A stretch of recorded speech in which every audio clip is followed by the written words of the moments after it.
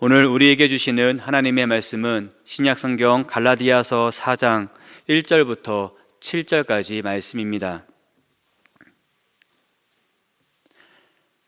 신약성경 갈라디아서 4장 1절부터 7절까지 말씀, 신약성경 305면에 있습니다.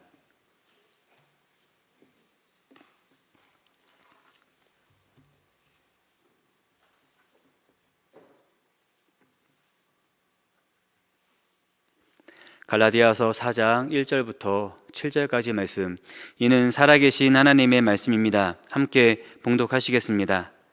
내가 또 말하노니 유업을 이을 자가 모든 것의 주인이나 어렸을 동안에는 종과 다름이 없어서 그 아버지가 정한 때까지 후견인과 청지기 아래에 있나니, 이와 같이 우리도 어렸을 때에 이 세상의 초등학문 아래에 있어서 종 노릇하였더니, 때가 차매 하나님이 그 아들을 보내사 여자에게서 나게 하시고 율법 아래에 나게 하신 것은 율법 아래에 있는 자들을 속량하시고 우리로 아들의 명분을 얻게 하려 하심이라.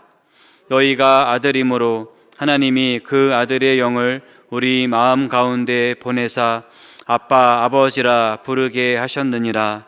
그러므로 내가 이후로는 종이 아니요 아들이니, 아들이면 하나님으로 말미암아 유업을 받을 자니라. 아멘. 이 땅에 한 생명이 태어난다는 것은 매우 중요한 일이고 또 매우 의미 있는 일입니다. 결혼을 한 가정에서 이 아이가 태어나는 것을 무척이나 기대할 것입니다. 그렇게 태어난 한 아이는 많은 사람들의 축하를 받습니다.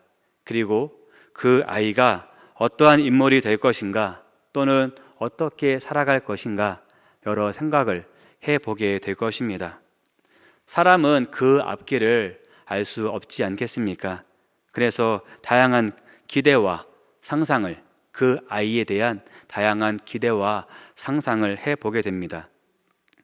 하지만 일반적인 아이의 탄생과는 다르게 태어나기 전부터 이미 그 인생 여정이 정해진 인물도 있습니다. 바로 성경에서 말씀하고 있는 예수 그리스도이십니다. 주님께서는 본래 하나님과 동등된 분이셨습니다. 하지만 스스로를 낮추시며 육신의 몸을 입고 이 땅 가운데 오셨습니다. 본래 창조주이셨지만 여인의 몸에 태어나셨습니다. 그리고 무죄하신 분이셨지만 율법 아래 매인 죄인의 몸을 입고 이 땅에 오셨습니다. 하지만 이 모든 과정은 이미 정해져 있는 일이었습니다. 과거로부터 여러 차례 예언되었던 일이었습니다. 오늘 본문은 이 예수 그리스도께서 이 땅에 오셨던 이유에 대해 우리에게 말씀해 주고 있습니다. 우리가 이미 이 사실을 잘 알고 있을 것입니다. 하지만 오늘 말씀을 통해 다시 한번 예수 그리스도의 오심에 대해 생각해 보는 시간이 되시기를 바랍니다. 주님께서 왜 이 땅에 오셨던 것일까요? 예수님은 왜 이 땅에 오셨던 것일까요? 먼저 율법 아래에 있는 죄인들을 속량하시기 위해 이 땅에 오셨습니다. 우리 본문 5절 말씀을 같이 읽겠습니다. 본문 5절입니다. 율법 아래에 있는 자들을 속량하시고 우리로 아들의 명분을 얻게 하려 하심이라. 아멘.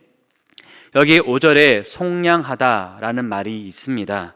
이 속량하다라는 말은 헬라어 엑사고라제인이라는 단어를 사용하고 있습니다.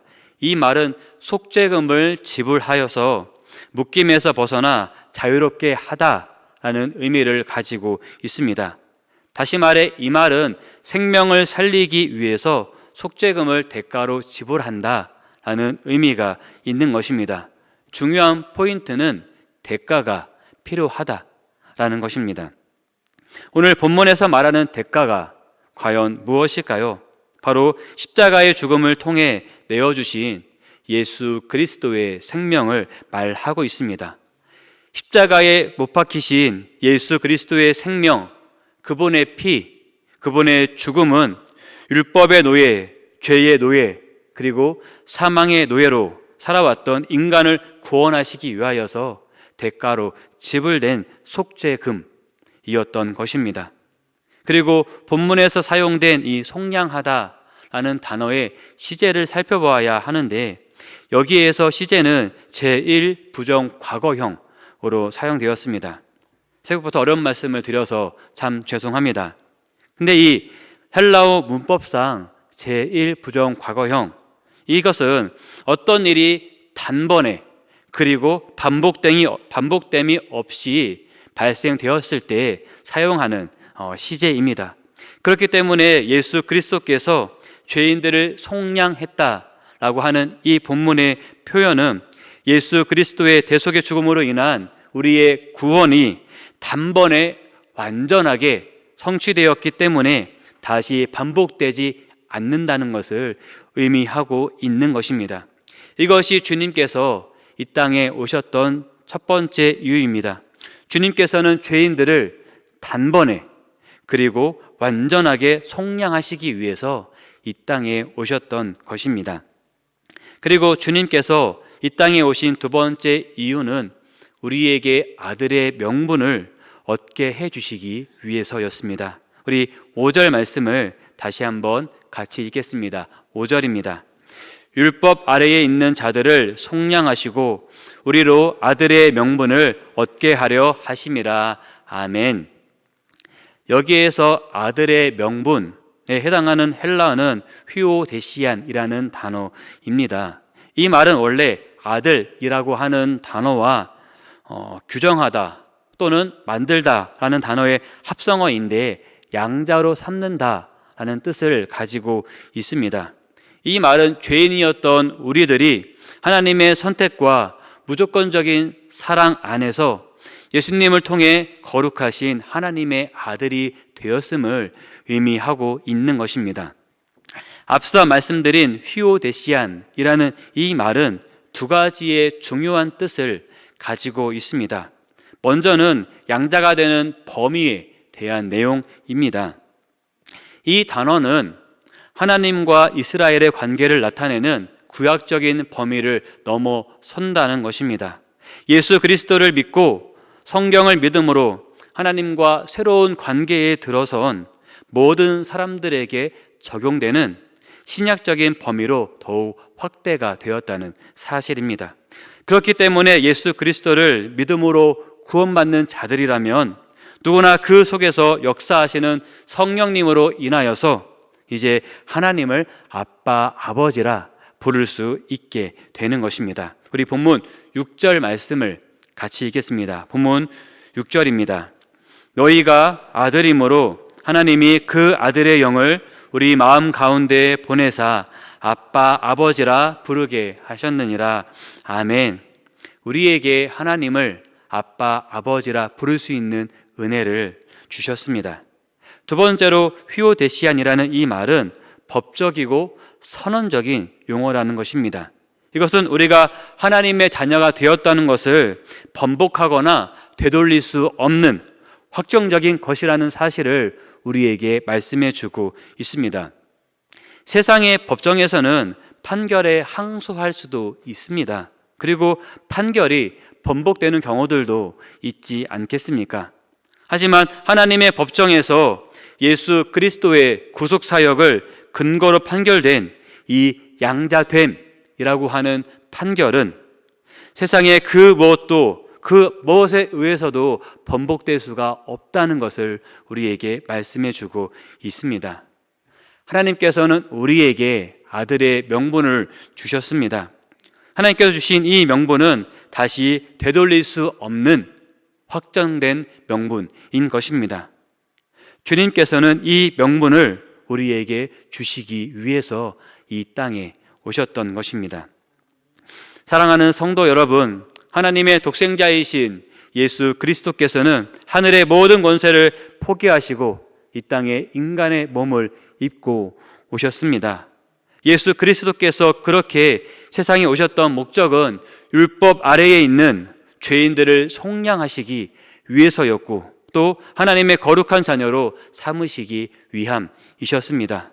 이것은 다시 말해 주님께서 이 땅에 오셨던 이유는 예수 그리스도 자신을 위한 것이 아니라 바로 죄인된 우리들을 위해서 이 땅 가운데 오셨다는 사실입니다. 그렇다면 오늘 우리가 해야 할 일은 무엇일까요?